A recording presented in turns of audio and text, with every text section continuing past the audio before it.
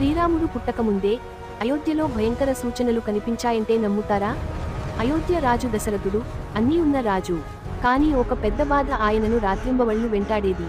సంతానం లేకపోవడం, ఇక్ష్వాకు వంశానికి వారసుడు లేకపోవడం, అదే ఆయన భయం. ఆ సమయంలో అయోధ్యలో విచిత్ర సంఘటనలు మొదలయ్యాయి. ఆకాశంలో గ్రహణాలు, దేవాలయాల్లో అసాధారణ సంకేతాలు. మహర్షి వశిష్ఠుడికి కూడా ఏదో మహా మార్పు జరగబోతోందని అనిపించింది. అదే సమయంలో రావణుడి అహంకారంతో దేవతలే భయపడుతున్నారు. అప్పుడు బ్రహ్మదేవుడు ఒక రహస్యాన్ని వెల్లడించాడు. ధర్మాన్ని కాపాడేందుకు మహావిష్ణువు భూమిపై అవతరించబోతున్నాడు. వశిష్ఠ మహర్షి సలహాతో దశరథుడు పుత్రకామేష్టి యజ్ఞానికి సిద్ధమయ్యాడు. ఆ యజ్ఞం సాధారణ యజ్ఞం కాదు, ప్రపంచ భవిష్యత్తును మార్చబోయే యజ్ఞం. ఋషిశృంగ మహర్షి మంత్రాలు జపించగానే ప్రకృతి మొత్తం మారిపోయింది. భయంకర సూచనలు మాయమవ్వడం ప్రారంభమైంది. అప్పుడు అగ్నిదేవుడు స్వయంగా ప్రత్యక్షమయ్యాడు. ఈ పవిత్ర పాయసం వల్లే ప్రపంచాన్ని మార్చే అవతారం జన్మించబోతున్నాడు. ఆ పాయసం 3 మహారాణులకు పంచబడింది. ఆ రాత్రి అయోధ్యలో ఒక అద్భుతమైన ప్రశాంతత నెలకొంది.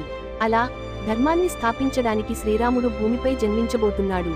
ఇలాంటి రామాయణ రహస్యాల కోసం ఇప్పుడే సబ్స్క్రైబ్ చేసి జై శ్రీరామ్ అని కామెంట్ చేయండి.